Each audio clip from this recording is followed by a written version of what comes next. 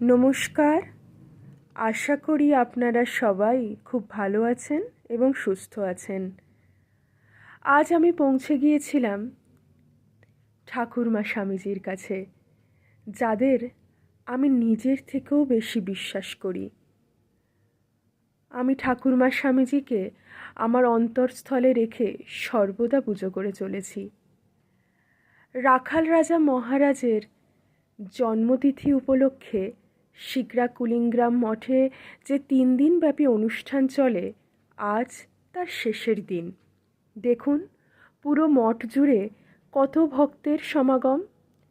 ঠাকুরমা স্বামীজির কাছে এসে একটু বসলে মনটার ভিতরে যে শান্তি অনুভব হয়, তার কোনো জায়গাতেই পাওয়া সম্ভব নয়। সত্যি মনটা আজ শান্ত, স্নিগ্ধ হয়ে গেল। আজ মঠে ঢোকার রাস্তাটায় দুপাশ জুড়ে অনেক মেলা বসেছিল। কত দোকান বসেছে দেখুন, একটা উৎসব মুখর দিন। আর আমরা যারা ঠাকুরমা স্বামীজির ভক্ত, তারা তো প্রত্যেকেই জানে এই দিনগুলো আমাদের কাছে কতটা অর্থ বহন করে। আমি ঠাকুরমা স্বামীজির কাছে প্রার্থনা করি আপনারাও খুব ভালো থাকুন, সুস্থ থাকুন। জয় মা।